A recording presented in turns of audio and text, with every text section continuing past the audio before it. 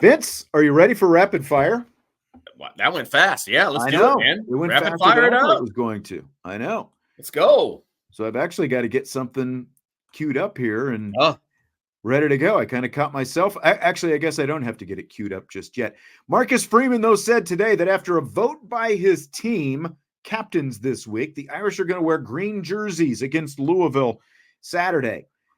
Now, the game has been announced as an Irish wear green. So I think some people, myself included, were confused earlier this week when he said, well, it's not a done deal that we're wearing green jerseys. That's just, the Irish wear green is for the fans. And my question is, shouldn't they have just been planning to wear green all along, Vince? I mean, I think it always should be up to the captains as to what they wear. Now, Notre Dame specifically doesn't have a lot of options as to what they wear from a game in and game out situation. But for example, like my baseball team, we had 4 different uniforms we could wear from game to game. And so I would let them decide what they wanted to wear each game. You know what I mean? So I don't have a problem with him going to them and asking them, but I felt like that probably should have been done before the week of the game since it's a Irish wear green game. And I also don't think I would have brought it up in the press conference. Well, he was asked about it. So he didn't just bring it up. He was asked about it. Someone was asking about the Irish wear green and the excitement of wearing the green jerseys. And that's when he said, well, we're meeting with captains about that. We haven't decided that yet. Jonah wants to know how we're feeling about white pants. I'd love to see it. I have no idea what color pants that is going to wear. 2 thumbs up from Vince, but they went green on green last year. So I don't know if that's going to be the plan for this year, but I think the green on white would look awesome. No, Rabid Nile. The person asking was not named Sean. I did not ask that. Sean doesn't care about innocuous things like that and doesn't ask dumb questions like some people do. We're talking about football things at football press conferences, right? It's just, I am a little surprised, Vince, that the question comes up Monday. He said that he was going to meet with the captains, I think it was either later that same day or the next day and make this decision. I'm a little surprised, we haven't seen anything on social media, any of that kind of stuff. Maybe they're just trying to downplay it. And just what you were saying, maybe the color of the jersey is completely meaningless to them because they're out there to win a football game.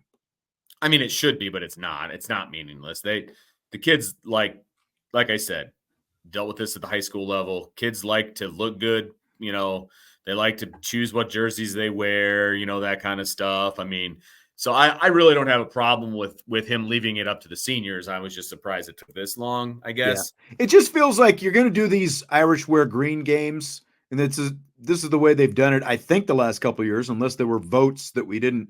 I guess really hasn't been the last couple of years. But, if it's an Irish wear green game, the team should just wear green for that game. Yeah, that's probably true. But if the captains want to vote on it, and if the captains didn't want to wear the green, I wouldn't force them to do it. Right. You know what I mean? So, yeah, I'm okay with them talking to the captains about it. I'm not surprised they said they wanted to do it at all. No, I'm not either. Yeah. I'm not either. So this week's game, of course, is the Peacock-only TV broadcast. That means no NBC, only on the Peacock streaming service. So if you were making the decision, Vince, which Notre Dame home game would you have made the Peacock-only broadcast? I was very surprised that it is the Louisville game this year. I mean, that did take me by surprise. It would have either been NIU or Miami. I mean, those would have been the 2 that I probably would have gone after. That seems to have been the go-to over the last few years, is kind of like that MAC opponent. And that's probably what I would have done this time around. I was surprised they made it the Louisville game specifically, and the fact that this was going to be a big game regardless because of what happened last year. So I'm very surprised that they went down this road. Yeah, and I mean that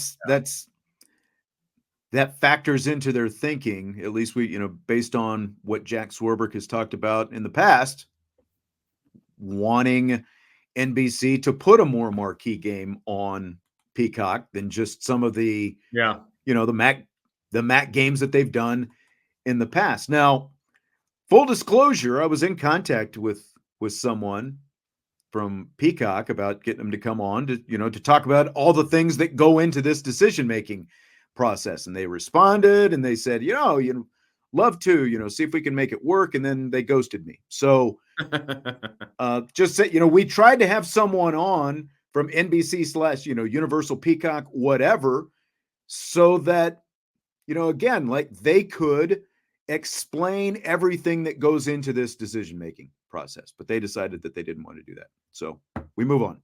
Life is life. But I would have picked either the Miami game or the Stanford game because Northern Illinois was the home opener. So to me, I don't think you want the home opener on a streaming only. I think you want the home opener and the last home game of the regular season both to be on broadcast TV because it is the last opportunity. The Virginia game is the last one. The Stanford game would have made some sense to me because it's not as marquee as either Florida, what we thought Florida State was going to be, or even Louisville. And it's not either the first or the last. It's in October. And so the Stanford game is the one that I would have picked. Okay. Somebody said it in the chat. I had to look it up, but Ohio State and Michigan State is also on Peacock on Saturday only. I've heard that. That's a night game. I saw but there's also Penn State and Illinois, I believe, is on NBC this Saturday night. So, it's not that there's not going to be an NBC game. Yeah. Right? I believe that is correct. Somebody said the President's Cup or whatever. So that's probably why. Maybe that had something to do with it. Maybe that had something to do with this decision as well to push it over there. But again, we'll never know because we'll never get the official explanation as to why. So Freeman was asked today about Jadarian Price kind of being a little bit feast or famine in terms of, either it's a really big 70-yard run or it's not even 3 yards. There's not much in between in terms of, hey, a little bit more 4 or 5 yards per carry and that kind of stuff. So here's what Marcus Freeman, how he responded to that. I think that every play, you have a key, you have a read, and you trust it. And the result of that, it could be a big play, it could be a 0-yard gain, and because of it's a team sport, everybody has to get their job done. And so I think you just got to take advantage of the opportunities to present themselves. You got to trust your keys, trust your reads, and run hard, take care of the football. But again, the outcome of a running play is determined by so many different individuals. And I know it's a unique stat to have the 0-yard gains and then explosive gains. But again, the consistency in terms of you just trusting your keys and reads and doing your job will result in a lot of success. So Vince, what do you think? I think that Mike Denbrock gave him some notes about what he said earlier in the week. That's what I think, because it sounded almost just BS for a little bit. Is that what you're saying? That was almost word for word what happened when he said when Mike Denbrock was asked, well, how come you don't get Jeremiah Love some more carries? Well, it's not dictated by me; it's dictated by the play. Right. It's exactly the same thing. I mean, either Marcus Freeman listens to Mike Denbrock's press conference or Mike Denbrock and Marcus Freeman talk a lot, which I'm sure they do. I'm sure they do. I'm sure they talk every day. Yeah. That's what came up. So. Yeah. I mean, in Price's defense, he did have a 14-yard run last week. He had an 8-yard run, so it wasn't just like 0 or 8. Now, he didn't have the big run like he had against Purdue a couple of weeks ago, obviously, but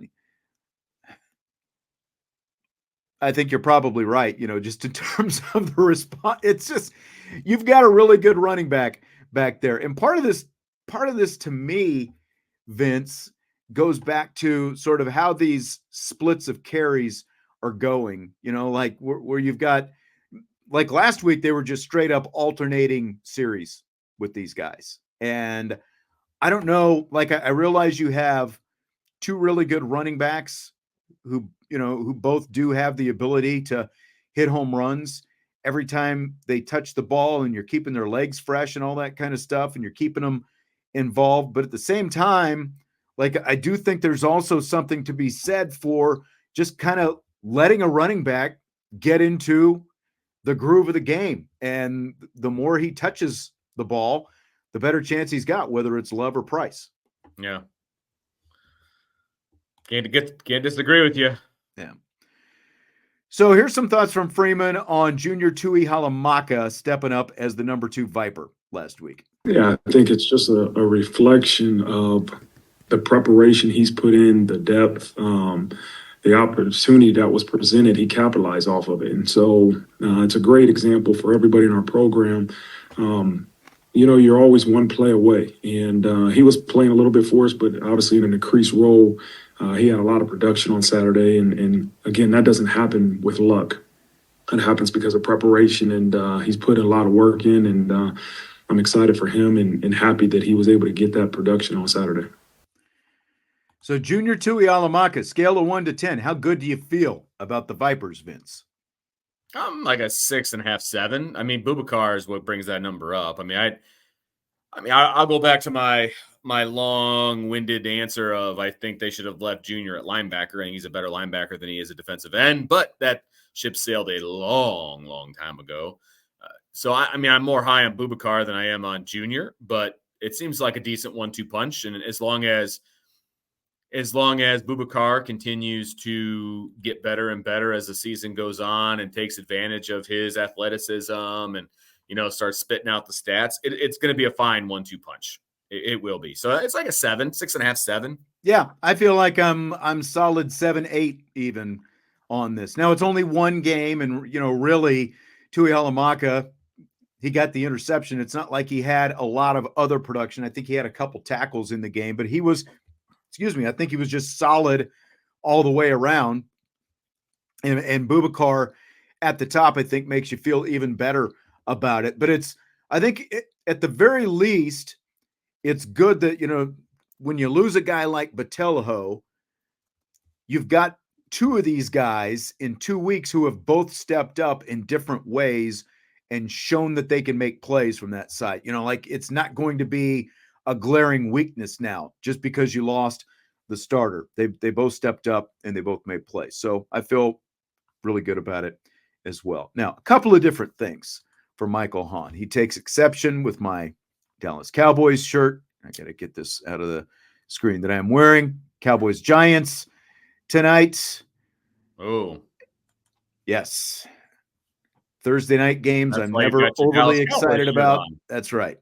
Had to support the team. I got today. you. But then Michael also says that NBC is putting all 3 of their college football games on Peacock this weekend. This isn't Notre Dame specific. Again, the Penn State-Illinois game is NBC in primetime. So maybe the golf thing during the day is why, the afternoon games are all going to be on Peacock. But I double checked because I thought I had seen this earlier this week, and the schedule says Illinois, Penn State, NBC.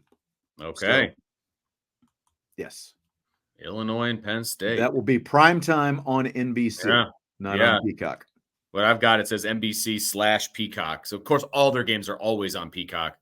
Right. Like, for example, Ohio State, Michigan State says Peacock. Right.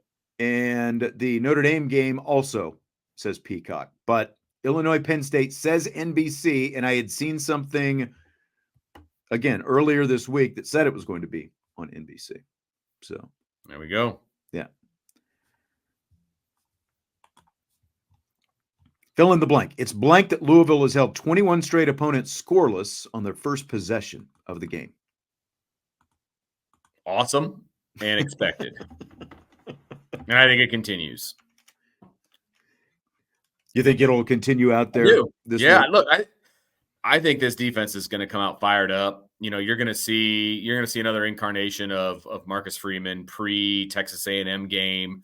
He's going to be fired up. He's going to be getting them going. They're going to defer, and they're going to be on defense first, and the defense is going to shut them down. And, and then the offense comes out, and we'll see what happens. You know what I mean? Like, that's how I think this is probably going to go on Saturday. And look, Notre Dame has not seen a team as balanced as Louisville is, offensively and defensively, but Louisville hasn't seen a team as good as Notre Dame either. Yeah. I mean, again, when we were talking about, the A&M game, and it's, oh my God, what are they going to do with A&M's defense and blah, blah, blah, blah, blah. But nobody was talking about Notre Dame's defense. Like, yes, this is going to be a difficult game for Notre Dame. No one is saying that it's not. But this is also a difficult game for Louisville. So yeah, people need to remember that as well. Specifically, Louisville's offense versus Notre Dame's defense.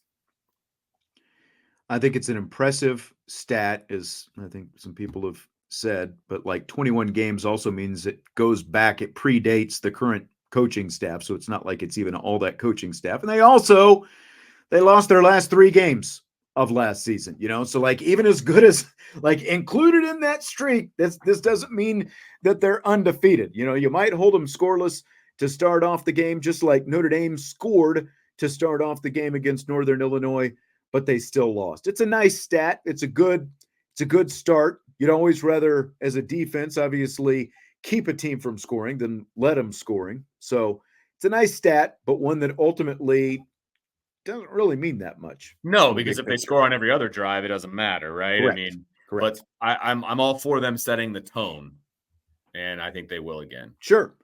And like I said, as a defense, you'd much rather not have them score than have them score, regardless of when it is. So Micah Shrewsbury got a commitment, Vince, from 5-star wing Jalen Harrelson after beating Indiana and Michigan State for his services. My question to you, you took exception when Shrewsbury came out of the gate talking about winning a national championship at Notre Dame. Are you ready to retract after he got his biggest recruiting win so far? No. Not. Is it possible to win a national? I know? Yeah. Is it possible to win a national championship at Notre Dame? Of course it is. Is it likely? No, it's not likely. And my reasoning behind that is it's going to take more than one 5-star guy to win a national championship. I mean, this is great. Kudos to the staff, to Shrewsbury, the whole thing. Like, this is awesome. Now, a couple things have to happen. Number one, he's got to pan out. Number two, he got to put some guys around him too, right? And I think they've got a good core of guys, but they still need to continue to recruit and continue to put guys around him. And 3, you need to keep him here more than 1 year. That's going to be really key. Well, here. I mean, that's tough in today's world, no matter where you are, But at a place like Notre Dame, they're not going to win doing the one and done thing. They're going to have to win doing it with 2 second and third year guys. Well, look, and that's why it's so hard to get these kind of guys. And that's why for as many people want to take their shots at Mike Bray and the way he went about recruiting and saying that, he used recruiting as an excuse and whatever else, like, look, he came in the door and he got Chris Thomas. I was drawing a blank there for a second. Remember, he got Chris Thomas right away. He was very highly touted himself, and Zellers was very highly touted and all that kind of, so he had some wins over the years, but it is just because of Notre Dame, it is much easier to kind of, win off the beaten path with team cohesiveness and, all the different things that even Shrewsbury has talked about as well. But this is huge. It is to be able to get this going into year 2, to get the number 1 player in the state of Indiana, something that Shrewsbury said was going to be a priority, getting the top players in Indiana. Let's not forget, before Matt Painter showed up, it took Painter some time to start getting some of the top guys in Indiana to come to West Lafayette as well. And, obviously he's managed to make things work over there. I think that, that's a little bit of an untraditional place as well. But he's this guy, Harrelson, is the number 1 player in Indiana, number 14 player in the nation. But you're right. Like, if you're going to start winning even ACC championships, let alone national championships, you got to start stacking these guys. But I think that this is a great start for Micah Shrewsbury to get this kind of win this early on. And it shows that he means business, that he wasn't just blowing smoke when he came in the door talking about championships, that he was going to recruit Indiana, get the best players in Indiana, and short term, big win for him. I think there is a formula that could work at Notre Dame. And here it is. You primarily get guys that are going to be there for 3-4 years, right? And then you could supplement that with a 1-year guy, right, to put you over the top, right? I think that formula could be good. Notre Dame's never going to be like a Kentucky where they bring in a bunch of top guys and they got them there for a year and then they just recycle it and do it all over again the next year. Like that's obviously never going to be Notre Dame. And I think they've proven that probably isn't the most effective way to win a championship anyway, right? So I think if Micah Shrewsbury can kind of meet it in the middle a little bit, have a bunch of guys who are going to be there for 3, 4, 5 years, build the culture, and then you can supplement that with a 5-star kid who's only going to be there for a year, maybe 2, that kind of a thing. I think that could be a winning formula. That could be. But, it takes time to do all of that kind of stuff. Shrewsbury hasn't been here that long. It's going to take some time to build up the foundation and the culture. And those guys have to have the right mentality as well. Because as we saw last year, the team that Shrewsbury had to go out and kind of cobble together didn't have the right mentality. Yeah.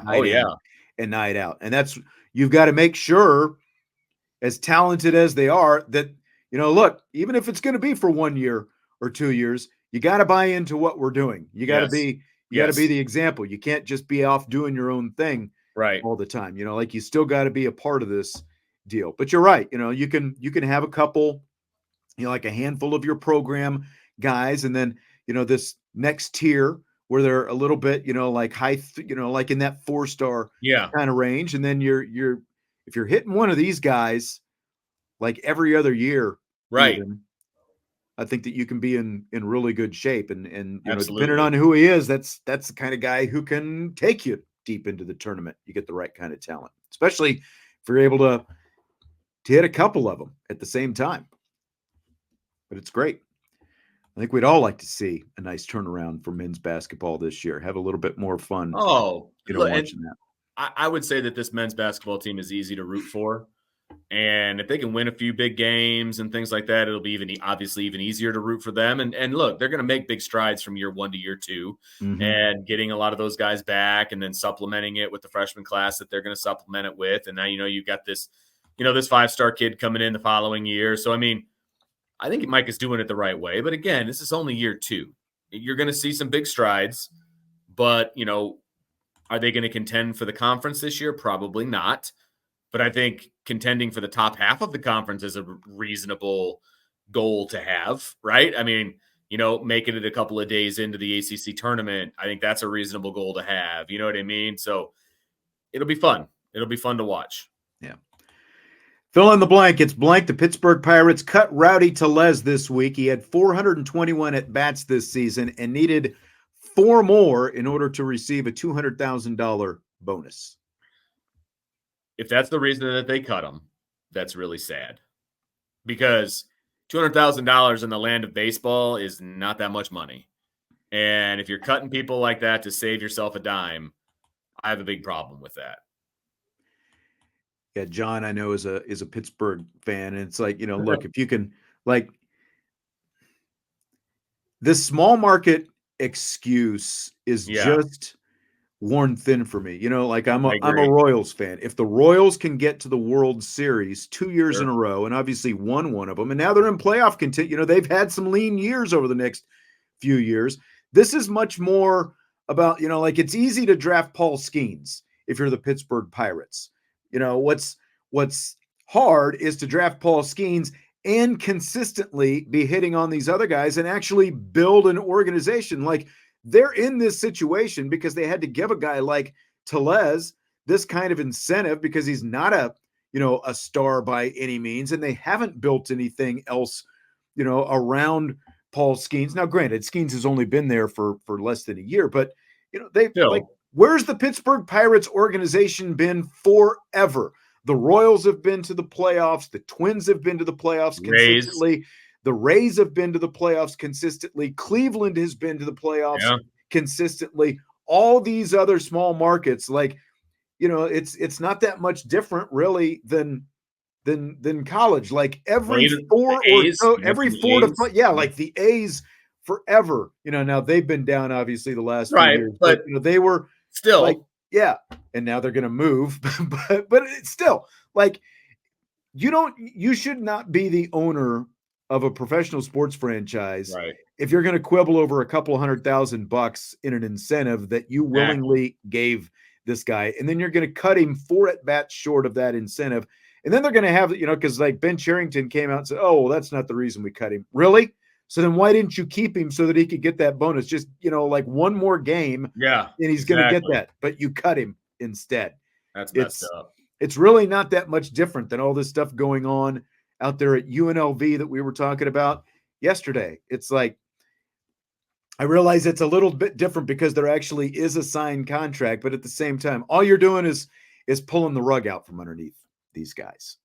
Like, I don't know if you saw, but there was a report today, speaking of the UNLV guy, that supposedly he wanted to had renegotiate. Received his money, and he and his family decided they wanted to renegotiate. Now that was from sources, according to a reporter. So I'm guessing that the source on that was a UNLV coach, passed that information along. So sure. Whether or not that's actually true, I guess will come out in the wash in the long haul. But it's just, the whole thing is just pretty ridiculous, pro or college. T.S. Smith, by the way, says he needs a Notre Dame win this weekend. His coworker and him have a bet. Whoever loses, the other person has to dress as the opposing team's mascot and deliver mail in it for Halloween.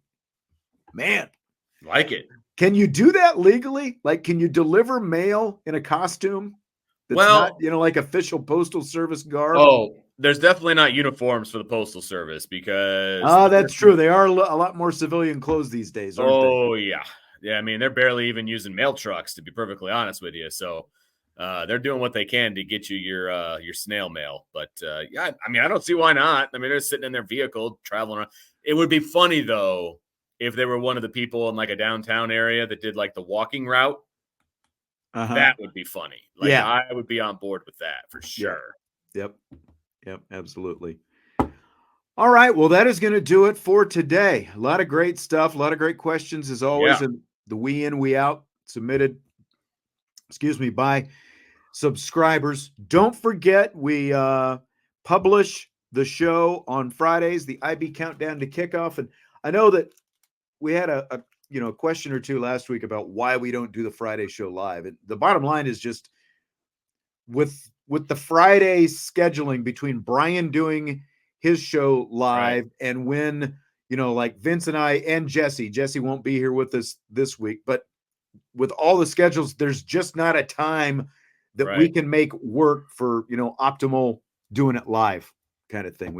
Fridays are just tough, man. Once like the season starts. I'm at high school football and Jesse's working, and like you said, Brian's got his show, and for the most part we try not to have competing shows, and the window that actually works for us, his show is pretty much going on usually. So we try to stay away from that as much as we possibly can. Plus it allows you guys to watch or listen to the show on your own time, and sometimes that works out better. Well, and especially it is a pregame show. It's a pregame show, and so that gives people the chance to listen to it either on their way to the game or, like you said, as a tailgate or whatever it happens to be. So, it's a lot more on demand than when we do the the regular shows during the week. Sloppy Joe, I know Brian and Trevor did 5 hours yesterday, and no, we are not going to try to beat that. Nope, not going to happen. I had to cut that show last night. There was a lot going on there. It ended up being 7 shows, Sean. 7. USMA 87 says Army is going for 4-0. Those service academies are trucking right now. And Navy's undefeated too. So they're playing well. That's like I said, I think Notre Dame wins big tomorrow. Saturday, but Army and Navy are not going to be a pushover. Okay. Nope. Not by any means. All right. Well, that's going to do it. And again, IB Countdown to Kickoff. We will drop it both on YouTube and the podcast platforms. I think I had it ready by around 6:15, 6:30-ish last week. So got it done in a pretty good time. You can listen to it on the podcast on the way to your high school game. There you go.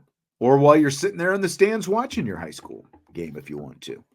That's all I'm saying. Yep. It's that simple. All right. Have a great weekend. Enjoy the game, and we will talk to you Monday on IB Nation Sports Talk.